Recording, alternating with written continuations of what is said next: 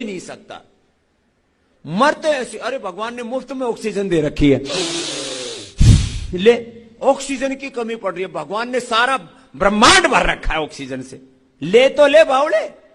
नमस्कार डॉक्टर साहब, आपका स्वागत है जंजवार में। हमारे साथ डॉक्टर सीडी शर्मा हैं। वह पिछले 40 वर्षों से प्रैक्टिस कर रहे हैं। वह देश में उंगली पर गिने जाने वाले डॉक्टरों में हैं जो सस्ता इलाज करते हैं और बेहतर इलाज आजकल हमारे लिए सपना हो गया है।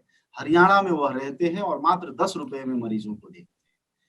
सर्जन हैं पेशे से और लगातार इस कोरोना में ऑनलाइन मदद भी लोगों की करते हैं। कई संगठन ऐसे हैं जिनके साथ मिलकर वह काम करते हैं। डॉक्टर सीडी शर्मा, आपका स्वागत है जंजवार में।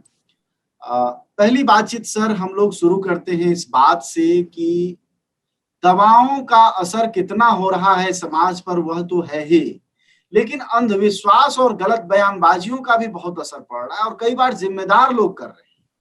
हम इस बातचीत की शुरुआत कल के रामदेव के बयान से करना चाहेंगे। पतंजलि इतनी बड़ी संस्था है, उसके मालिक हैं वो इस समय और अरबपति मालिक हैं।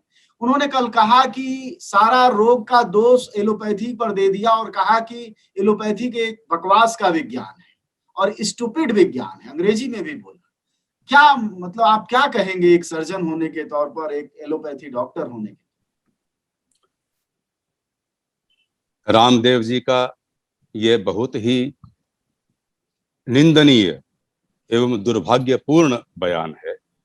एलोपैथी ही मैं कहूंगा एकमात्र ऐसा चिकित्सा विज्ञान है जो प्रमाणाधारित है, जो एविडेंस बेस्ड है, जो सबूतों पर जिसका आधार है और जिसमें प्रत्येक दवा हो या वैक्सीन हो या कोई और भी डिवाइस हो, इसका मानवीय शरीर पर क्या प्रभाव पड़ता है, इसका एक बहुस्तरीय कई फेजिज में उसका विश्लेषण करके, प्रयोग करके, परीक्षण करके तब उसका हम मानवों के लिए उपयोग में उसको लाते हैं।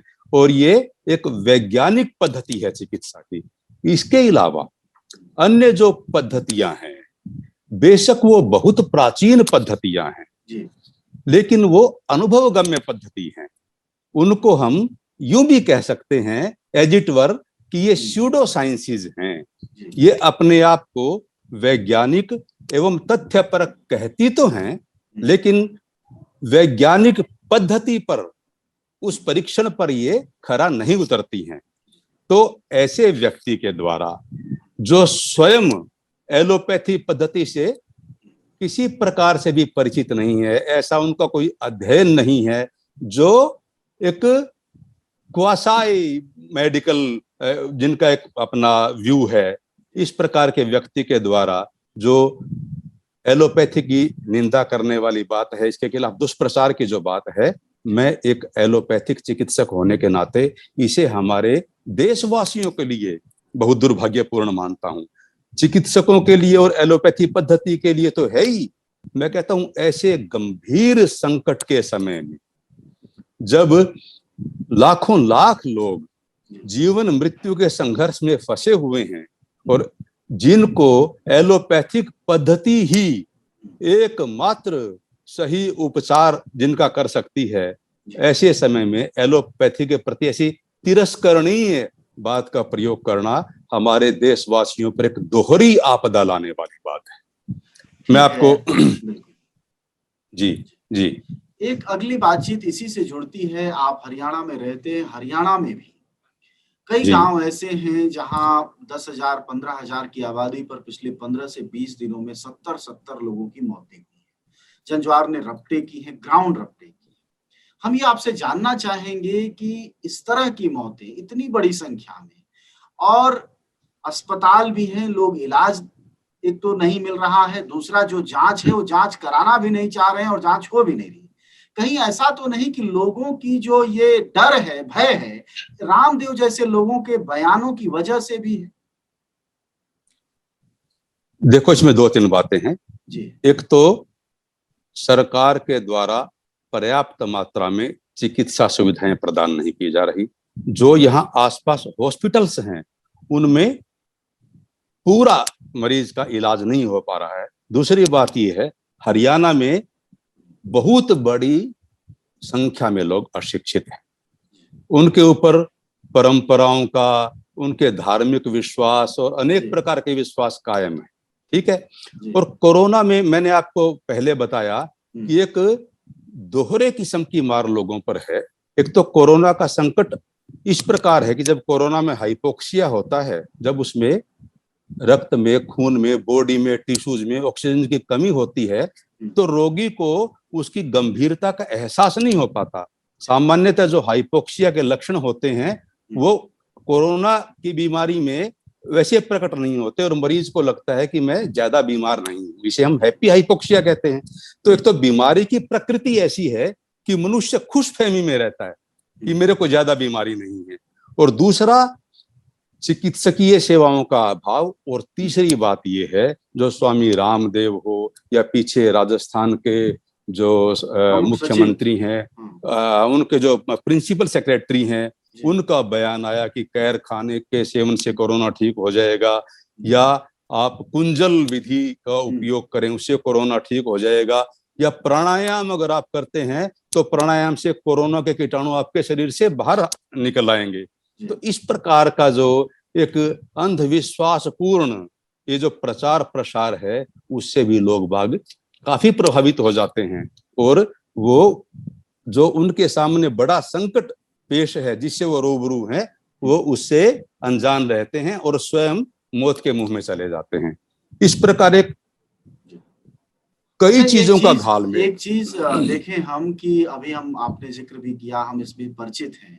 पिछले दिनों राजस्थान के प्रिंसिपल सेक्रेटरी एक बातचीत में थे, हम दर्शकों को वो वीडियो भी दिखा देते हैं कि ये वीडियो है जिसमें खुद मुस्कुरा रहे हैं मुख्यमंत्री राजस्थान अशोक गहलोत, और बाकायदा प्रिंसिपल सेक्रेटरी पद पर आईएएस है, भारत की सबसे बड़ी और भारी नौकरी करते हैं जनाब, लेकिन ये बता रहे हैं कि कुंजल क्रिया और वो जल नीति और वो केर खाने से इनका कोरोना आया ही नहीं इनके पास। सर, हम आपसे ये समझना चाहेंगे कि यह व्यक्तिगत अनुभव जब सामाजिक और सार्वजनिक अनुभव में बदलता है तो क्या यह एक बड़ी त्रासदी के रूप में नहीं बदल जाता, खासकर तब जबकि कोरोना महामारी का सबसे पीक आवर चल रहा है और एक जिम्मेदार आईएएस जो कि प्रमुख सचिव है राज्य का, और एक राज्य का सबसे बड़ा मुख्यमंत्री बैठा है माने पदेन, तो ऐसे में मतलब इसका तो बहुत बुरा असर पड़ता है। इसका बहुत बुरा असर पड़ता है और बहुत व्यापक असर पड़ता है। हमारे समाज में जो उच्च पदासीन लोग हैं, आम आदमी उनकी बात को हूबहू स्वीकार कर लेते हैं कि फलां व्यक्ति बड़ा आदमी है और अगर ये बात कह रहा है तो इसकी बात की प्रामाणिकता होगी। लेकिन जो बातें उन्होंने कही है कि कैर के सेवन से या हल्दी के सेवन से कोरोना का कीटाणु मर जाएगा, ये बातें बिल्कुल गलत हैं, ये बातें अप्रमाणित हैं। और इस बात का, ऐसी बातों का समाज में प्रसार करना यूं मानो कि लोगों को एक घोर विपत्ति के अंदर डालने वाला, फंसाने वाली बात है। जैसे वो कहेंगे कि हम कुंजल क्रिया करेंगे। पहले तो हमें एक बात साफ समझ आनी चाहिए कि 80 से 85% लोग जिनको कोरोना की बीमारी, जो कोरोना से इन्फेक्टेड होते हैं, उनको या तो कोई लक्षण प्रकट होते ही नहीं, उनको बीमारी के लक्षण नहीं होते या बहुत मामूली होते हैं, और वो 4-5 दिन में अपने आप ही ठीक हो जाते हैं। और ऐसे व्यक्तियों को पैरासीटामोल वगैरह के अलावा कोई भी दवाई लेने की कतिपय जरूरत नहीं होती। तो उसमें आप कुंजल क्रिया करें या ना करें, उसमें आप जल नेति करें या ना करें, मतलब उसका कोई मीनिंग नहीं है। लेकिन इससे यही आईएएस साहब के साथ हुआ भी होगा, कम हुआ होगा उनका असर। जी।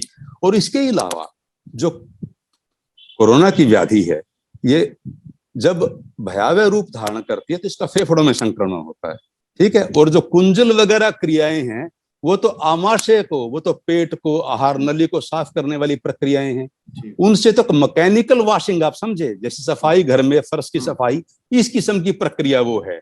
और इनका कोरोना के वायरस के ऊपर किसी भी प्रकार के प्रभाव होने का, सुप्रभाव होने की कोई पुष्टि नहीं है।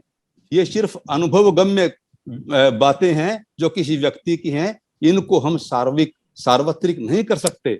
और इस प्रकार से अगर हम इन बातों का प्रचार करेंगे तो अनेक लोग जिनको गंभीर कोरोना की बीमारी होने की संभावना है, वो दवाओं से, वो एलोपैथिक चिकित्सकों के परामर्श से वंचित रहते हैं और काल के गाल में समा जाते हैं।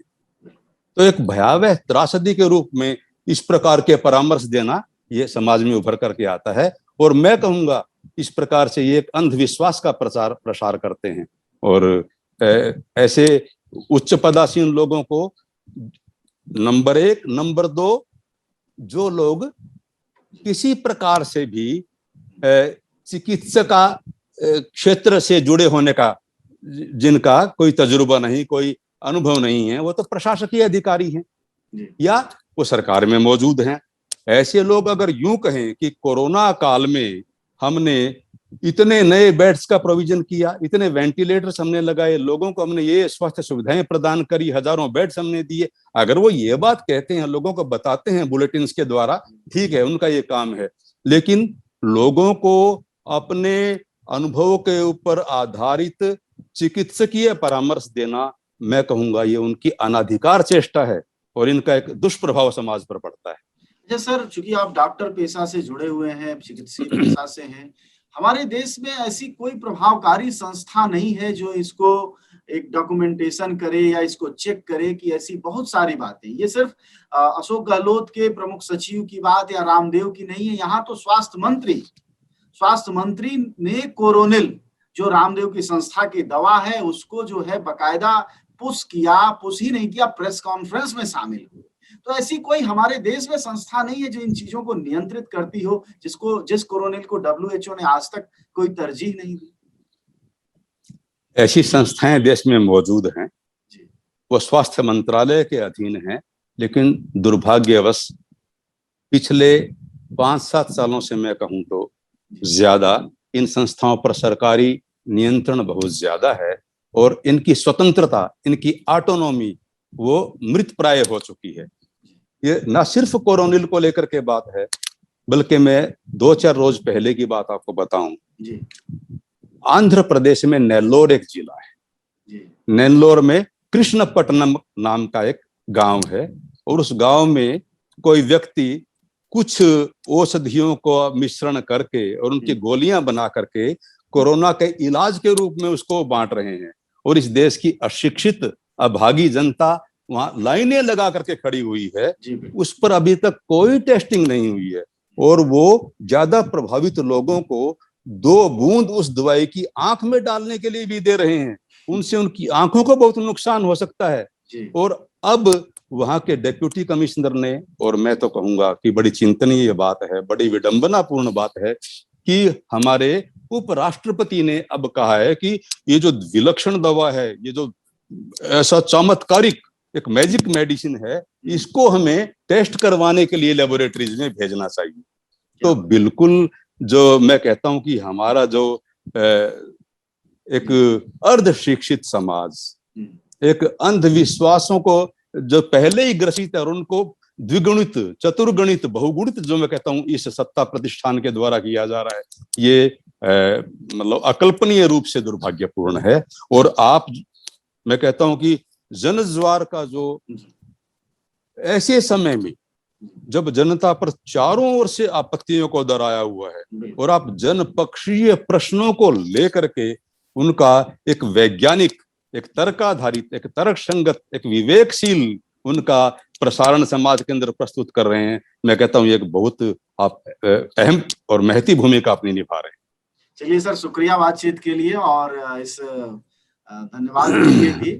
हमारी कोशिश होती है कि आप जैसे तमाम लोगों के जरिए हम समाज में अधिकतम लोगों तक पहुंचे, जिसके जरिए जागरूकता फैलाई जाए। पहले के एपिसोड में भी हमने बातचीत की है, अलग अलग डॉक्टरों से आप सबको बताया है कि कैसे बीमार हैं, इलाज नहीं है, वह तो एक संकट है प्रशासनिक, लेकिन आप अंधविश्वास में पड़ के कोई तीसरा परेशानी ओढ़ें ना ओढ़ लें, इसके लिए हम ऐसे बातचीत करते हैं। हमारे साथ बातचीत के लिए इस वक्त CD शर्मा थे, वह वरिष्ठ सर्जन हैं और मैंने जैसा कि कहा वह देश के गिने चुने, उंगली पर गिनने वाले डॉक्टरों में से एक हैं जो मात्र 10 रुपए में मरीज को देखते हैं। और सबसे बड़ी बात कि वैज्ञानिक तेवर और चिंतन को लेकर भी वह सोचते हैं, क्योंकि आप तमाम डॉक्टरी पेशा लोगों को देखते होंगे जो घंट कमंडल बांधे हुए डॉक्टर हैं, और उसके सबसे बड़े उदाहरण इस देश में अगर कोई इस वक्त है तो हमारे स्वास्थ्य मंत्री MBBS डॉक्टर हर्षवर्धन खुद हैं, जो कि एक अवैज्ञानिक दवा का प्रचार भी कर देते हैं, उसकी प्रेस कॉन्फ्रेंस भी कर देते हैं, लेकिन शर्मिंदगी में एक शब्द नहीं बोलते।